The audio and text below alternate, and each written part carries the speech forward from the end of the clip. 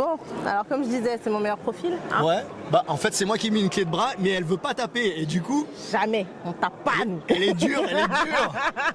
Non mais franchement on tape pas. Hein, Jamais, faut pas jamais, taper. Ça ouais. Le bras ça sert pas à rien. Ça sert à rien, on en a deux en plus. Ouais c'est ça, bah là ça va, tranquille, hein, j'arrive à gérer. Hein, tu peux encore frapper avec ouais. celui-là. Mais bon nickel. les fighters faites pas ça quand même. Parce que vous en avez besoin. La carrière ça peut être plus ou moins long, c'est hein. ça, ouais. Bon on continue avec notre chère, comme on dit, légende. Oh non. Mais si c'est important, moi je suis tellement contente. On avait échangé à distance et Ouais. on se voit. Ouais. Voilà, enfin il était temps cette rencontre. Et il y a de grandes choses qui s'annoncent. Apparemment, on va avoir un super complexe.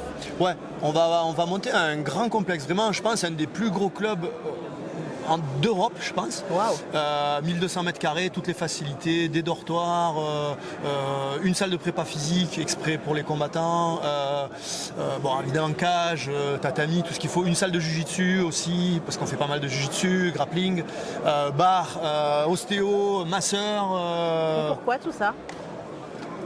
Pourquoi cette volonté d'amener ça à Avignon justement? Et pourquoi pas? Non. En fait, si tu veux, mon frère et moi, ça fait plus de 25 ans qu'on va à l'étranger. Et c'est vrai que quand on allait dans les gros clubs comme l'AKA ou des clubs comme ça, c'est des trucs gigantesques, aux États-Unis notamment, ça donne envie, tu vois. Et on voit les mecs, en fait, c'est pas pour mettre de la poudre aux yeux, c'est que c'est un outil de travail qui est fantastique. On propose tout sur place. Et les gars, ils n'ont pas besoin d'aller chercher ailleurs, si tu veux, ce qu'ils peuvent avoir au sein de leur club, quoi. Donc voilà, on voulait vraiment un centre dédié à ça et on a l'opportunité de le faire maintenant. Et on fonce quoi. Et comment ça se passe pour un fighter qui est du coup inscrit dans votre team, dans votre club? Alors du coup, s'il a besoin d'un ostéo, ça fait partie de son forfait? C'est quelque chose qu'on rajoute? C'est un partenariat? Alors nous on a un partenariat avec des ostéos en fait, et les gars ils nous font des tarifs vraiment préférentiels quoi. Donc les gars pour pas grand chose, ils vont pouvoir avoir une séance d'ostéo, ils vont pouvoir avoir une séance de massage, on a un sauna, on a tout en fait. Donc on fait tout pour faciliter on va dire la carrière des gars et la pratique des gars quoi. Déjà au moins ça nécessite plus de se déplacer ailleurs. C'est ça. Dans un premier temps courir partout. C'est ça. Tu peux faire ton planning direct, tu peux t'entraîner par exemple, tu as fini ton entraînement, tu dis là j'ai besoin d'une séance de massage et boum tu vas direct au massage. Puis même si tu viens par exemple d'une autre Bushido, parce qu'on a des Bushido un petit peu de partout. Oui c'est ce que j'ai vu, ça se développe. Ça se développe et tout. Donc du coup les gars, avant ils venaient, ils allaient à l'hôtel, ils n'auront plus besoin de venir à l'hôtel. Il y aura les dortoirs, même les combattants d'autres académies, tout le monde est bienvenu. Voilà. Donc il y a tout sur place. En plus on est sur un axe routier qui est le plus grand de notre département. Il y a tout ce qu'il faut juste à côté. Enfin, franchement c'est top. Bon on va devoir se déplacer. Hein. Avec grand plaisir. Avec grand plaisir. Avignon, mais venez, vous verrez, franchement c'est pas mal. Je suis contente cette année. Alors, vous n'êtes pas les seuls. Il y a d'autres complexes qui vont s'ouvrir. Ouais. Mais ce qui veut dire que réellement, ça y est, le MMA, ça a fait un grand boom. Et ça a mis tellement de temps, en tout cas pour des personnes comme toi. Ouais. Alors, tu peux apprécier le temps. Ouais. Je vais pas dire que c'était inespéré, mais quand même, voilà, ça fait 25 ans qu'on nous dit ça va être légalisé. À un moment donné, c'était toutes les années, ça devait être légalisé. Et c'est jamais arrivé. Et là, depuis que c'est arrivé, je pensais que ça allait booster un peu le MMA, mais pas à ce point-là quand même. Parce que là, vraiment, c'est quelque chose, quoi. D'ailleurs, là, nous sommes au championnat de France de MMA amateur, organisé par la FMMAF. Ouais. Et du coup, tu as amené des poulains quand même. Ouais. J'ai amené alors un poulain aujourd'hui, Erwan, là, qui a terminé 3e, qui a fait une très belle saison. Il a fait quasiment 10 combats cette année grâce à la MMA League, qui est un outil de travail aussi fantastique pour le coach que je suis. Pourquoi? Parce que ça te permet de faire des réglages quasiment tous les mois, quoi. Le gars, il vient, il combat, et puis en fait, tu fais des réglages parce que tu te dis bon là tu vas devoir travailler ça parce que là il t'a manqué ça. En fait les axes de travail, tous les mois on a des axes de travail. Et au final le level du gars il monte mais à une vitesse. Moi j'ai vu mes 4-5 gars qui ont beaucoup tourné en MMA League, ils ont beaucoup progressé cette année grâce à ça. Moi je le vois en tant qu'outil de travail on va dire. Oui, donc franchement non c'est top, c'est vraiment bien. Et là c'est les phases finales. D'ailleurs on a vu des super combats et le niveau il est en train d'exploser. Quoi. Ah là, du coup, les Français seront partout. Ouais, les mecs qui sont là maintenant. Préparez-vous dans le monde. Hein. mais préparez-vous, vous verrez. Les Français, on s'est toujours bien démerdé. On va le faire. Ça, c'est vrai. Mais du coup, je ne pensais pas. Et même à Ligue, en fait, on peut aller partout. C'est-à-dire que peu importe où ça se situe en France, la compétition, on y va. Oui, alors nous, il y en a eu 7 en France, si je ne dis pas de bêtises. On en a fait 5 Ah ouais. On est allé à Tarbes, on est allé à Miramas, on est allé à Toulon, on est allé à Bastia. Ouais. J'en oublie certainement une ou deux, excusez-moi. Et puis là, la phase finale des championnats de France, quoi. Et financièrement, comment ça se passe quand Alors, on amène voilà, du coup, des fighters il faut encore des sponsors, des partenaires, qu'est-ce qui manque encore? Alors, c'est sûr que le nerf de la guerre, c'est l'argent, hein. Je vais être franc avec toi. Mais ça coûte des sous de se déplacer. Mais avant, en fait, on se déplaçait, mais pour fighter, on allait à l'étranger. Donc entre un déplacement dans une MMA League, on va dire à Clermont-Ferrand par exemple, il y en a une à Clermont-Ferrand, faire Avignon-Clermont-Ferrand, ça coûte quand même moins de ronds que d'amener 4 gars en Angleterre sur le circuit amateur anglais. Voilà. Donc au final, c'est de l'argent dépensé, mais on y est quand même un petit peu gagnant. Mais à terme, si ça se développe, on a de plus en plus de combattants et effectivement, il faut arriver à trouver un peu d'argent pour les déplacements, quoi. Ah, effectivement, les sponsors, partenaires, les sponsors, marques pensez, et autres. Voilà. Passez au MMA, les gars. Il va falloir essayer de donner encore un petit peu, on a encore besoin parce que du coup, c'est les espoirs de demain, mine de rien. Mais bien sûr. Ce qu'on si on peut se permettre, hein, si je peux me permettre d'appeler les Cyril Gann, les Francis Ngannou, les Cédric Doumbé, il y en a tellement, enfin, les Benoît Saint-Denis, c'est ceux de demain, je pense. Ouais. Et c'est un investissement finalement. S'il y en a qui nous regardent, n'attendez pas qu'on ait un champion de l'UFC ou un champion du monde IMAF pour aider les clubs qui sont autour de vous. C'est maintenant qu'il faut le faire, justement pour pouvoir avoir un champion du monde IMAF ou pour avoir un Français ou une Française avec la ceinture de l'UFC. Aidez-les, aidez-nous parce que voilà, la France, on a un réel potentiel, quoi. Je pense à Manon Furo quand on parle de l'IMAF. Ouais, bah ouais. Forcément. Bien, hein. bah ouais. Mais oui, mais voilà, c'est important, ils en ont besoin. Et du coup, quels sont les noms qu'il faut quand même qu'on suive absolument là, de ta team? Ah, de ma team, alors moi j'ai beaucoup d'amateurs en fait. On a une grosse. Tu vois, au classement de la MMA League, on est deuxième club français. Alors là, je sais pas, aujourd'hui, il y a peut-être le classement qui va changer parce que voilà. Mais on arrive à la phase finale, on est deuxième club français. Je vais pas dire de bêtises, je crois qu'il y a un Airfight en premier. Deuxième, donc nous, Bushido Academy. Je vais pas dire de bêtises, troisième MMA Factory. Donc voilà, et on a fait quasiment, on a fait toute la MMA League avec 3 gars quoi, de chez nous, quoi. Esteban que tu avais interviewé, Erwan qui est juste là, qui vient de finir, et Abdoulaye John qui a bien marché aussi. Donc voilà, on est satisfait de notre classement au final des clubs. Voilà. On représente un peu la province si tu veux, tu vois, en disant que voilà. Donc je pense qu'il y a ces 3 gars à suivre, donc Erwan, Abdoulaye, Esteban. Après, j'en ai d'autres qui poussent. Là, l'année prochaine, on va avoir une équipe qui va être encore plus solide. On a pas mal de gars qui vont venir et on va essayer de présenter en fait une équipe complète des moins de 57 jusqu'au moins de 93 à peu près pour venir tirer un MMA League. Donc je pense qu'on va faire un bon truc l'année prochaine. Ok, très bien. Bah écoute, moi je te dis à très vite. Merci pour ce temps. Non, merci à vous. Merci à MMA Story France, franchement, vous faites du super boulot. Je kiffe votre page, puis votre bonne humeur et votre aisance dans les interviews, franchement, c'est top. C'est super. Merci beaucoup, à très vite. Et désolé pour le bras. Hein. Ah bah ça va passer, c'est pas grave. Au moins, légende. Merci à tout le monde. Salut. Alors, ce qui s'est passé, moi je vois qu'on a une petite récompense, Erwan. Oui, ici du coup on a fini, j'ai fini 3e du coup du championnat de France de MMA, du coup sous l'égide de la FMMF. C'est une jolie place, c'est vrai. Bon, je suis content de ma performance, un petit peu déçu du résultat quand même. On arrive 3e, on était venu pour prendre le titre. J'ai affronté un bon client, Benoît Prigent du coup. Je fais un beau combat à mon avis et je perds du coup à la décision unanime. Je suis pas déçu de ma performance, je suis forcément déçu du résultat. Mais c'est toujours intéressant quand même de perdre face à des gars comme ça et de perdre de cette manière, puisqu'en fait ça me donne des axes de travail pour le futur. Là, dès qu'on va rattaquer la saison dans la magnifique salle, du coup, on va pouvoir bosser sur ce qui m'a manqué lors de ce combat. Donc là, notamment le travail contre la cage, le travail de lutte au milieu de tapis et tout ça. Et du coup, sous les directives de James et de son frère Samy, on va pouvoir améliorer tout ça et revenir plus fort la saison prochaine. Et en plus, mais il fait l'interview tout seul, excellent. Il n'y a rien à dire. Alors moi je vais vous dire tout de suite, si vous ne le connaissez pas, c'est Erwan Biton, c'est bien ça? C'est ça. Bushido Academy, et il faut absolument le suivre. Instagram, Erwan-BTTN évidemment. C'est un Instagram très simple, je poste des stories de l'entraînement et des résultats de compétition, victoire comme défaite, voilà. Instagram d'un athlète, tout simplement. Bah alors c'est quoi la suite? La suite là du coup, un petit peu de vacances, puisqu'on a bien enchaîné cette fin de saison. On va aller se faire plaisir, même si comme d'habitude on va s'entraîner en vacances, hein, on peut pas faire autrement.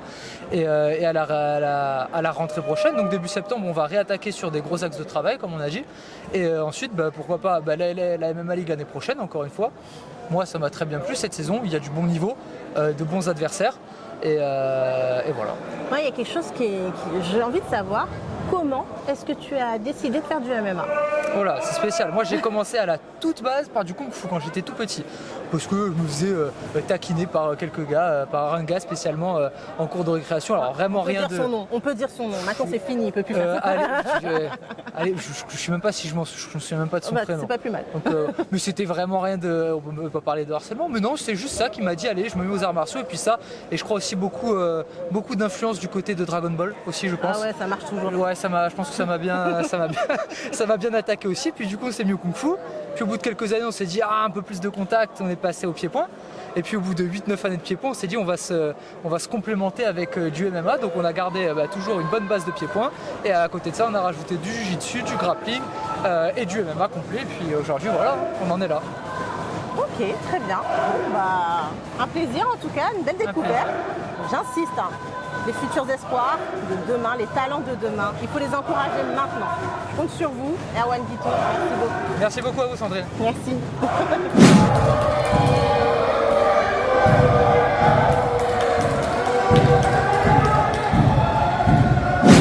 Alors, nous sommes avec Samba Sima. Ça va, vous allez bien? Mais super. Donc, toujours à 61 kg là? 61 kg, c'est ça. Pas perdu un petit kilo dans l'octogone entre temps? Ouais, je pense que je dois être à 50, 60, ouais, un truc comme ça. Bon, alors, comment ça s'est passé pour toi? Je vois qu'on a déjà une petite récompense, une grande récompense, même très, si très grande. C'est la première place quand même. Ouais. Non, ça s'est bien passé, j'ai bien géré le combat.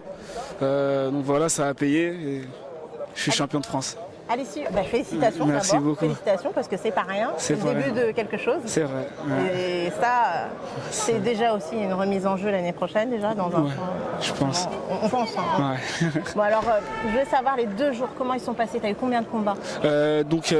Normalement, je devais avoir 2 combats. Hier et aujourd'hui, mais finalement, il y a des adversaires qui étaient absents.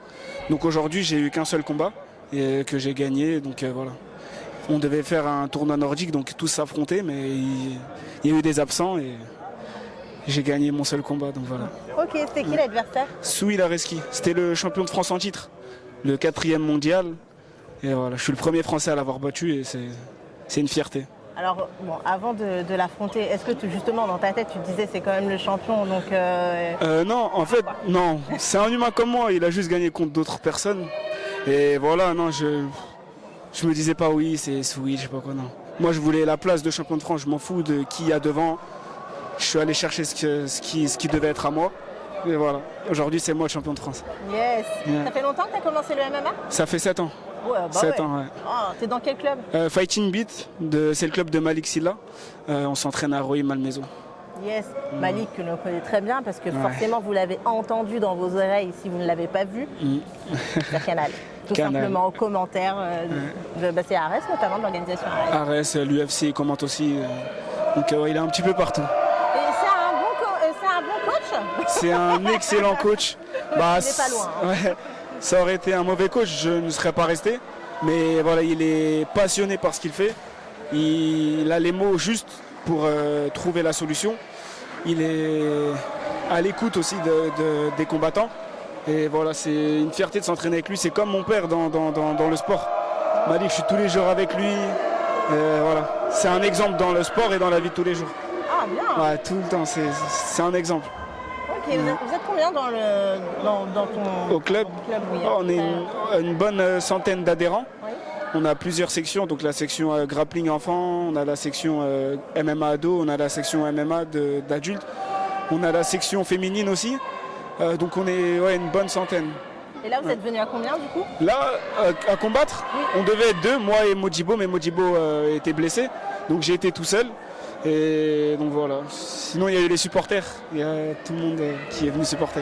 Yeah, c'est le palmarès de l'année. Parce que Voilà, c'est ça. Tu as fait plusieurs Ouais. MMA League. Ah oui, je les ai presque toutes faites. J'en ai loupé 2. Donc là, Mais, ça fait, j'en ai fait Évry, Toulon, Tarbes, et ça fait 4. 4 sur 6. Donc, et t'as gagné tous tes combats? Tous, sauf j'avais perdu contre Souil, ici, à la finale, à la décision. Et voilà, ça m'a un petit peu, comment dire, ça m'a touché, parce que je me voyais gagnant. J'étais assez bien. Et voilà, je me suis entraîné avec la rage et ça a payé aujourd'hui. Ah, comme quoi la rage, hein. Il faut toujours rester concentré, réfléchir et pas s'énerver. Il faut gérer ses émotions. Et autre question, la famille était là ou pas? La famille était là, oui, il y avait toute la famille. La famille du club, la famille personnelle. Même au téléphone, j'ai eu mes parents, etc. Donc tout le monde était là. D'accord avec du coup. Avec ça, oui. sport. Ma mère, elle n'aime pas trop, elle regarde pas, mais elle soutient. C'est elle qui me fait à manger pour cutter. Donc comme je perds un petit peu de kilos, c'est elle qui me fait à manger tout le temps. Elle fait attention, et elle prend soin de moi, donc ouais, elle soutient malgré qu'elle n'aime pas. Ah, merci à la maman. Merci beaucoup, maman. Ouais. Ça En fait tout plaisir. cas, nous sommes très contents pour toi. Merci beaucoup. Et encore félicitations. Et puis Merci. je pense qu'on te verra forcément dans le futur faire de J'espère. grandes choses. C'est quoi ton organisation rêvée? J'en ai pas forcément. J'aimerais bien, pour commencer, peut-être le KSW ou des organisations européennes avant de viser l'UFC. Mais voilà, pourquoi pas Arès pour commencer, ou voilà, des petites organisations, monter petit à petit. Parce que si je vais directement dans une grosse orga, voilà, je préfère faire un petit bout de chemin, monter petit à petit. C'est une grosse orga, hein, KSW. Hein. KSW, c'est une grosse orga, ouais. Mais comparé à l'UFC, Ah, je vois ce que voilà. tu veux dire. L'UFC c'est mondial et KSW c'est plutôt européen. Donc voilà. J'aime bien Saladin Parnasse. C'est un exemple aussi. C'est pour ça. Ah, il est chaud, il est très très fort. Yes. Donc voilà. Ok, en tout cas, merci beaucoup. Merci à vous, C'est merci. quoi l'Instagram? Il faut toujours le dire. Ça. Samba-Sima. Yes. Donc voilà. Pensez à le suivre. Yes. Important champion de France maintenant. Et merci à Faut vous rien dire. de nous interviewer, de nous mettre en lumière. Donc voilà, je vous remercie C'est infiniment. un plaisir en tout Merci cas. beaucoup. Force à toi, force à Merci tout le monde. et bon rétablissement. Merci, on va essayer. Merci beaucoup.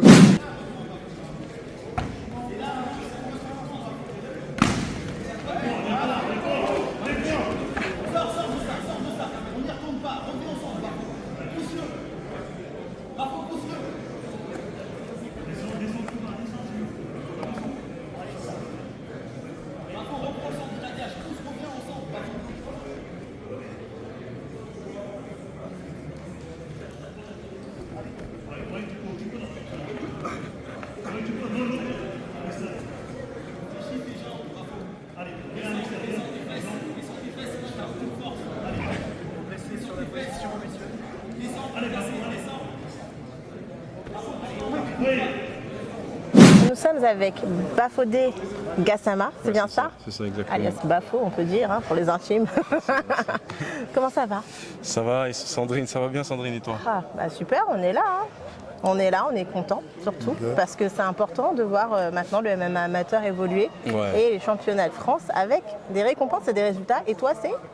Moi, j'ai gagné là en catégorie moins de 93 kg, poids lourd léger.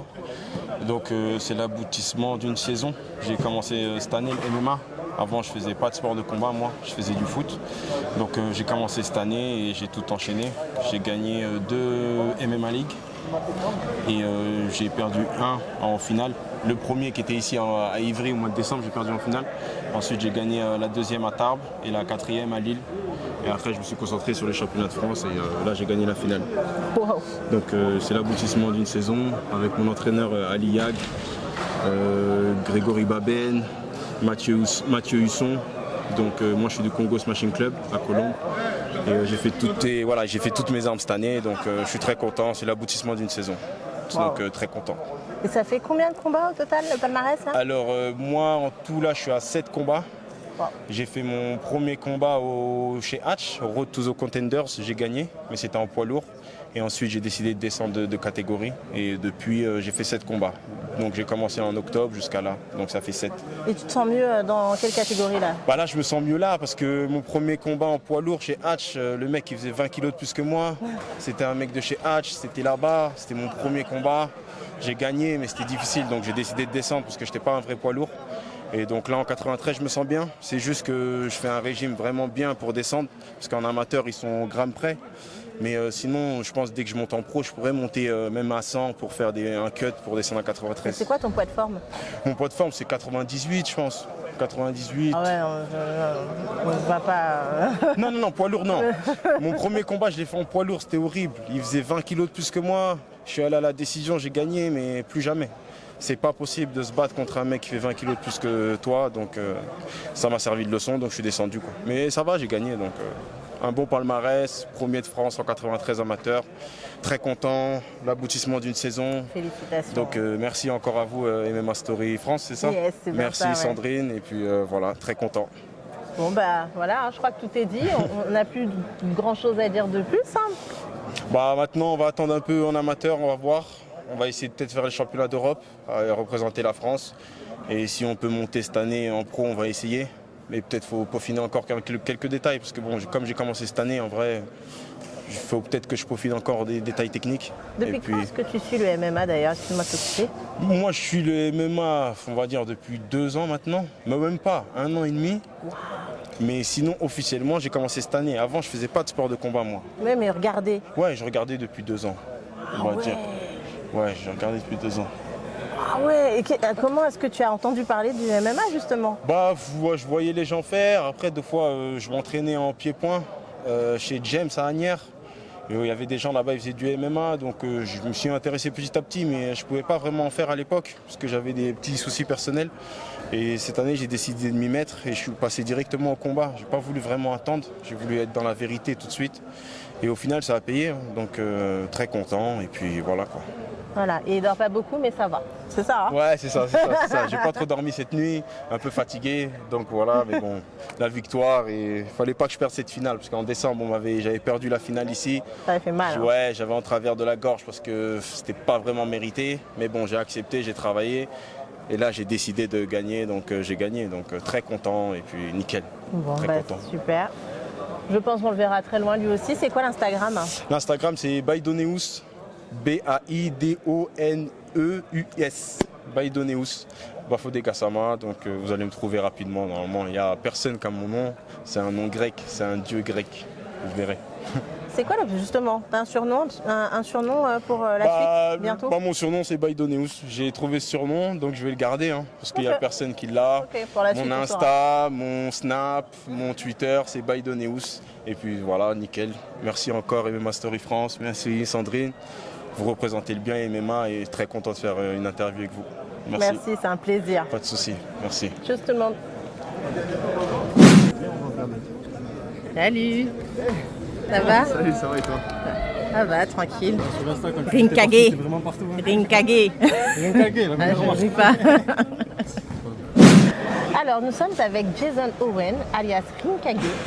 Voilà, petit clin d'œil à Rinkage encore, s'il vous plaît. Hein, il va vraiment falloir penser à lui parce que là, il vient de remporter encore ses fights. Championnat de France, ouais.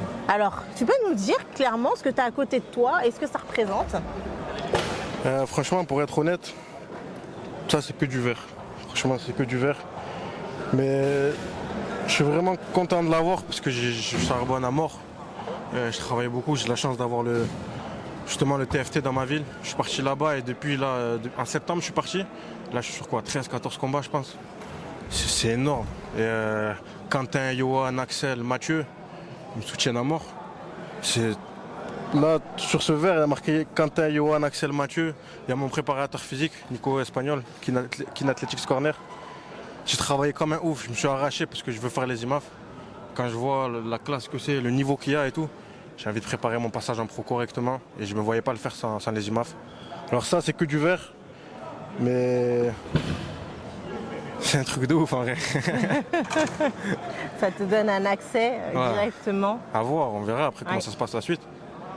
Mais ouais, c'était pas mon rêve, mais c'était un gros objectif. J'avais la pression de ne pas le remplir. Et là, je suis sur une série de 9 combats, 9 victoires. C'est un réel plaisir. Waouh, en tout cas, oui, c'est vrai que c'est des fighters aussi. Hein. On parle de Quentin, on parle de Johan. C'est des fighters et qui ont apparemment réussi à transmettre tout ce qu'il fallait pour que tu puisses évoluer et surtout avoir cette envie et cette rage parce qu'il y a un truc qui émane de toi depuis. Ben, franchement, avant, je m'entraînais beaucoup. Toulouse, c'est une ville qui est un peu morte. Et on n'avait pas beaucoup de compétition. Le club où j'étais avant, j'avais pas de compétition. Et, quand je suis parti au TFT, direct, ils m'ont mis dans le bain. J'avais des lacunes en pied-point, alors que j'avais une grande taille. Que ce soit, je suis parti dans un club de boxe anglaise aussi, dans un club de pied-point à Toulouse. Mais vraiment, c'est avec Johan Quentin au TFT, où j'ai appris à bosser mon pied-point, mon allonge. Et en fait, en bossant comme ça m'a donné une rage. Je me suis dit, putain, mais je peux faire des trucs. Et même aussi, on va pas se mentir, quand je vois des Amaury, Théo Boudin, Patrick, franchement, ils se régalent. Et des fois, ils disent des trucs en interview. Je me dis, putain, moi aussi, je pense pareil. Tu vois, je savais pas qu'on pensait comme moi. Les trois que j'ai cités, je crois qu'on est tous des 2001. On est tous de la même génée. Et franchement, c'est lourd de ouf. Donc vraiment, encore une fois, merci à Quentin, Johan, Axel, Mathieu, Cosmine, les coachs du TFT. C'est eux qui m'ont donné cette rage et je pense que sans eux, je ne serais pas arrivé aussi loin. Alors tu penses, alors c'est bien parce que du coup on a vraiment quelqu'un qui peut nous le dire. Le MMA amateur, c'est important de passer par là. Mon point de vue, Oui. c'est important à 90%. Il y en a qui ont un certain talent, moi j'ai pas de talent, tu vois. Je travaille comme un fou, malade. J'ai jamais, tu vois, eu des gros muscles, une grosse technique. Vraiment j'ai travaillé comme un fou et j'ai eu de la chance d'avoir des gens qui me permettent de travailler comme un fou. Quand je leur envoie des messages à 3h du matin, je leur dis oh regarde j'ai vu ça. Ils me répondent, ils me disent ouais, ça tu pourrais rajouter à ton style et tout. Donc vraiment j'ai bossé à mort. Et pour moi quand on a même un léger talent ou des facilités dans le MMA, on est obligé de travailler comme un fou. Et le travail pour moi c'est le jour de paye, c'est dans la cage. La cage amateur. Et pour moi en fait, si on ne passe pas par ce programme amateur, en passant en pro, il y a des tueurs en pro. Et si on ne passe pas par ce programme amateur, je pense qu'on part avec un retard. Si on a des facilités de fou, alors ça passe tout seul. Et là, donc, du coup, sur les 2 jours, tu as eu combien de combats? Par contre, sur les 2 jours, j'ai eu que 2 combats, c'était aujourd'hui. Les 2 aujourd'hui? Ouais, je fais les 2 aujourd'hui. Hier, mon adversaire, il n'est pas venu. Ouais. Mon adversaire, il est pas venu, il s'était inscrit, mais il n'était pas venu. Et ouais, ça fait 2. Les adversaires et les combats, alors comment est-ce que tu as préparé ça? Comment tu t'es senti dans la cage aussi? Franchement, tu sais, à force d'accumuler les combats, tu vois, j'ai fait le même AGP avec Doumbé où là, il y avait une carte où il y avait 4-5 000 personnes. J'avais une grosse pression, mais là, hier, c'était totalement différent. Parce qu'en fait, c'était le fruit de mon travail, c'était aujourd'hui. En fait, j'ai travaillé parce que dans ma tête, c'était IMAF. Quand j'étais dans le rouge, c'était IMAF. Et si je n'étais pas premier, c'était pas possible les IMAF pour moi. Donc vraiment, aujourd'hui, je me la suis donné de ouf. Et les adversaires, ils m'ont causé du fil à retordre quand même. Ils m'ont donné beaucoup de fil à retordre. Le dernier combat, il était quand même Dernier combat, ouais. Physiquement, il était dur. Et la chance que j'ai eue, c'est que j'ai un Johan qui a l'expérience. Donc tout ce qu'il me disait, je le faisais. Il me disait de sortir. La clé de genou que je maîtrise, il m'a dit de la tenter pour marquer les points, même si elle ne passait pas. Je l'ai écouté, je lui ai fait confiance. Et ça a marché, même c'est passé en unanime. Je pensais à une partagée, mais c'est passé en unanime. Mais voilà. Mais la pression d'hier, ouais, elle était importante parce que c'était aujourd'hui ou rien, tu vois. Yes. Bon, bah écoute, moi je suis ravie de te voir comme ça parce qu'on avait déjà parlé il y a quelques mois. Ouais, c'est vrai. Et je ne t'avais pas oublié, donc ce qui prouve que quand même il y a quelque chose qui. Voilà. Hein, maintenant on prend tout notre temps. Le coach il est pas content. On a pas envie de te laisser. Voilà. Bref, en tout cas, merci à toi. Merci beaucoup à vous. Je croise les doigts pour la suite. Merci. Hein, je la recroise encore. Merci beaucoup. Parce que j'aimerais que tu puisses réaliser ton rêve. Ça marche. Donc les IMAF, et après tu les décroches forcément. Tu fais ça, tu nettoies quoi. Toi. Si on y va, il n'y a pas d'amis. Non, on n'a pas besoin, même s'ils sont sympas, on s'en fiche, c'est pas des amis. Non, merci à tout le monde. Et aussi, je voulais en profiter pour dire merci beaucoup aux gens qui m'ont soutenu. Parce qu'il y a le TFT et tout ça, les coachs qui sont graves derrière moi. Mais aussi à l'extérieur, il y a la famille. Il y a ma mère, ma soeur. Même si elles ne regardent pas mes combats. Parce que voilà, je suis leur petit bébé, mais elles me soutiennent de ouf. Elles font tout. Il y a mes potes, Gabin, Johan, Pierre. Il y a vraiment beaucoup de monde derrière moi, Chahinez. Il y a des gens qui font tout pour que je sois bien, pour que je ne me prenne pas la tête, pour que je parte à Paris sans souci. Même Quentin, il m'a aidé dans la cage et en dehors, il m'a aidé à trouver un travail pour que je puisse m'entraîner. Et vraiment, sans eux, ok, il y a le travail comme je disais, mais sans ces gens-là, ce travail, je n'aurais pas pu le faire et ce ne serait pas le même résultat. Donc pour moi, je suis tout seul dans la cage, mais le travail, il n'est pas fait tout seul, tu vois. Ok. Donc merci beaucoup à eux et merci beaucoup à toi et à Rinkage. Yes, je t'en prie. En tout cas, on se dit à très très vite et à vous tous aussi. Hein. À bientôt.